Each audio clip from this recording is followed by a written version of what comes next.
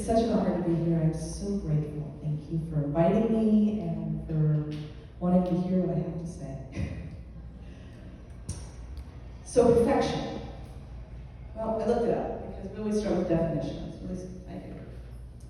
The condition, state, or quality of being free or as free as possible from all flaws or defects. So I was sitting with a patient who happened to be an old jeweler. And so he noticed my rings and he was like, "Oh, those are very nice rings." I said, "Well, thank you. I've been wearing this one for 20 years, my mom's." And he said, "You know how it's a real diamond?" And I'm like, "No," because I have no idea. And he says, "Because there's a little black dot in the center of it. And so if it's man-made, then we know that there's no black dot. And if it's real or nature-made, it has a little black dot in it." Oh, so it's not flawless? No. A diamond that is nature-made has a flaw in it. That's how we know it's nature-made. Have you ever laid down on the grass and looked up at the sky and have trees above you? Ever have that experience? And the trees kind of flicker and the leaves are beautiful. And have you noticed that those leaves, not one of them are like one of the other ones? They're all different. That's nature-made. And it's perfect, right? So where did this perfectionism come from? Well, let's back up one more second and say, in science of mind, a new thought, we are taught that there is one universal energy, one whole, one universal mind, the universal God, just one. We're all in and of and from this one. Does this sound familiar to anybody? Yes. Good. Because I want to make sure I was in the right place. So it's just one. But in this one, we are individual expressions of this God, this universal energy, this whatever you want to call it. I had a girlfriend of mine, she said, "Now that you're a minister, do you know the purpose of life? The meaning of life?" I'm like, "I do." And her eyes got really big and she's like, "What?" And I said, "To learn, to grow, and to expand. Just like the universe." And she's like, "Huh, I can get behind that." So I truly believe that is the purpose of us being here. It's to learn and grow and expand. But when we're born into a society, and we have these social constructs that we are socialized to confine to. How many of you have read the book, The Four Agreements? If you have not read it, I highly recommend it. It talks about the dream that we live in. And it's a social dream. It's one that we all agree to and we all buy into and we have to. And it's not a bad thing because, we want to make sure that people are not all running red lights because then people have accidents. We want to make sure people aren't killing each other and stealing from each other. These are good social constructs that we've created, right? However, there's also those constructs that say, well, if you're a woman, then you're supposed to get married and have children and stay home. Not so much anymore. I'm talking, in the 80s when I was growing up, that was kind of an expected thing. But in the 80s, it had shifted a little bit because of feminism, right? And so I wasn't supposed to just get married and have kids. I was also supposed to have a career, right? The Ajali commercial, I can bring them the bacon, I can fry them in the pan, and I'm not going to let you forget your thing. I'm not saying that. But you know the commercial, right? And that was the construct that we were supposed to be as a woman growing up in the 80s. So, where does that leave room for me to be who I am? If I'm a perfect expression of God, and my purpose to be here is to express who I am as my unique leaf self on the tree, but I'm supposed to look like everybody else. It's frustrating, isn't it? So there's this great book, and I love reading, it's one of my favorite things. Brene Brown, have you heard of this one? The Gift of Imperfection.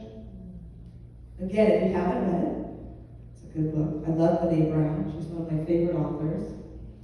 And in that book, she talks about belonging versus fitting in.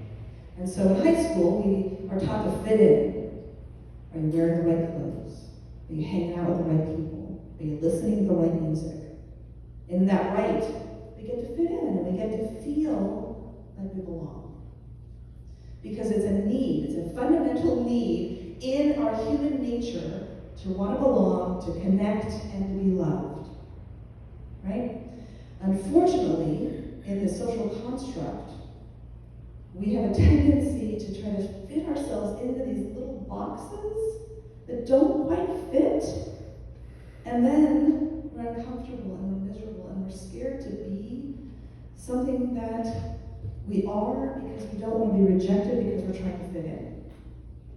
So Benet talks about this whole belonging thing. And belonging is about me being who I am and finding those people in the world that accept me for how I show up. Who I am versus what I'm supposed to be. How many of you experience the difference? You know the difference? It's huge, isn't it? It's huge. So, that's where the perfectionist comes in. The perfection of wanting to be something that we're not because we want to fit in. And so, there's this great little story. There's a lady, her name is Tanya, and she wants to be a writer. That's all she wants, is to be a writer. And so she sits down at her desk, and she's so scared of not doing it right.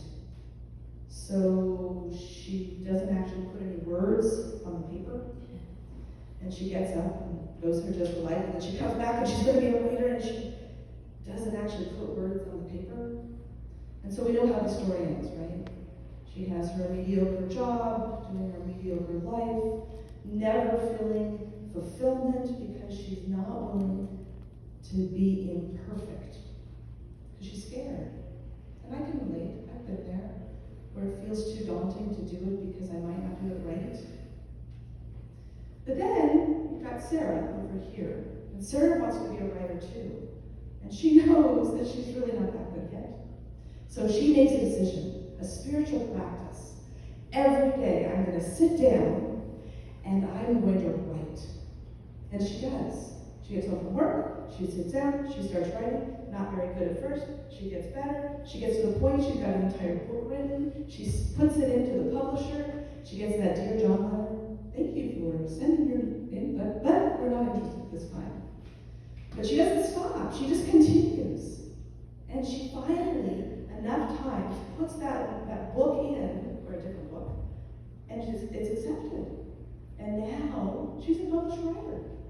And now, she is who she wanted to be, and she is content and happy, and she continues to write to this day. What is the difference between these two individuals? Not necessarily the talent or the skill, it's the willingness to be imperfect. So there's a study done, and they took college students, and they put one group over here, and they said, your job is to make as many pots, clay pots, as you can make. And the other side, they said, your job is to make the perfect pot. So these people over here, they're making pot after pot after pot after pot, and they're just going to town, and they make hundreds of pots. The first pots don't look really like pots, but by the time they get to the end of the semester, they're making these amazing pots. Over here, they spend all of their time perfecting this one pot. So who do you think makes the better pots? The ones that did it again and again and again and again. Because in the practice, the imperfections, as was said earlier by Stephanie, they show us how to maneuver, to become different, become better, become more. We perfect the skill. But not necessarily the pot, because if there's an error, what are the Japanese, I think they do when they break a pot accidentally? They fill in the cracks with gold. Have you heard that? Isn't that cool? So then it becomes a more perfect pot, or a beautiful pot through the cracks and through the errors that it has.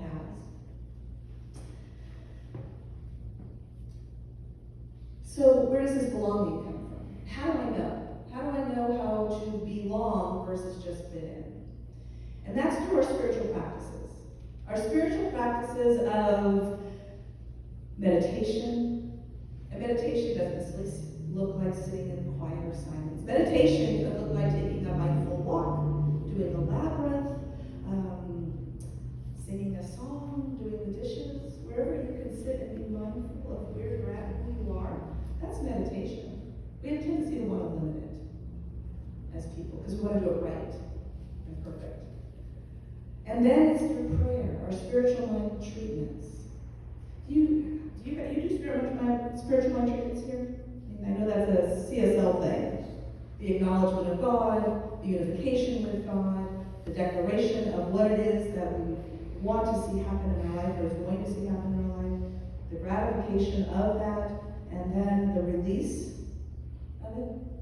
So through that prayer, through that spiritual mind treatment, that is how we connect, right? And we align ourselves with the energy of the universe to create. And so asking the question is part of the process, right? Who am I? What do I want? What makes me happy? Are you familiar with the phrase, what I want wants me? Yeah? Because it's divinely guided. Because it's who and what we are. We came here to expand, to grow, and to discover. And we are that unique leaf to create that unique event, right? So I have a friend of mine, and we were standing in the kitchen. I was just about to leave. I got my books in my hands, and I go to walk out, and she says something to me, and it's that she didn't appreciate something I did. It hurt her feelings. Oh my gosh, I wouldn't mean to hurt your feelings. So I had to turn around with my books, and I leaned up against the counter in the kitchen, and she's across the kitchen from me, and I spent the next hour explaining to her how it was never my intention to hurt your feelings. This is why I did what I did. And she refused to accept that. In my brain, I said, well, wait a minute, she must not be understanding me, because if she understood what I was saying, she would agree with me. She did not agree with me. So as I went home, because about an hour and a half after, I'm like, I gotta go because I gotta get home. The conversation continued, obviously not with her, but in my brain. And I ran, and I'm spinning on it, and I'm spinning on it. I get home, and I have a conversation with my David, and I don't even know what we talked about because my brain is spinning on this conversation.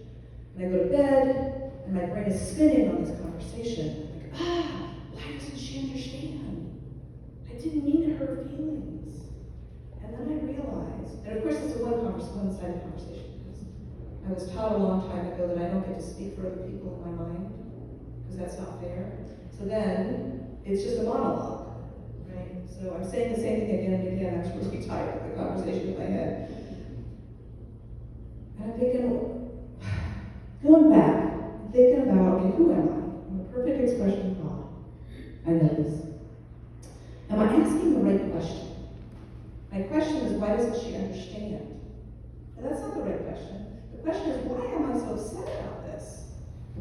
And then I realized that I've gone back into that social construct of I've got to be a good girl. What do good girls do? They don't upset people. They don't hurt his feelings. They're agreeable, right? This is what good girls do. Well, obviously, I'm not a good girl if my good friend is thinking I'm hurting her feelings and I'm doing the wrong thing. So there's some forgiveness that needs to happen here. And I don't know about you, but my first thought was, what do I need to forgive her for? Well, that's not where the forgiveness is. The forgiveness is with me. Because A, I buy into the social construct. B, I'm defining myself through somebody else's lenses. Well, that's not the process. I'm not here for that. Do I want to hurt her feelings? Of course I don't. But you know what? We all have our own issues. She's dealing with her issues. And I triggered those issues, just like she triggered mine. So then I go into a forgiveness space. And I don't know how you do it or if you do it, but when I go to forgiveness, I have a mantra, and I'm sure you've heard it. It's a Hawaiian prayer. You know it? Okay, help me out with it. What is the Hawaiian prayer? You remember the first part? Forgive me. I'm sorry. Forgive me. I love you. Oh, thank you. I love you. Yes. Forgive me. I'm sorry.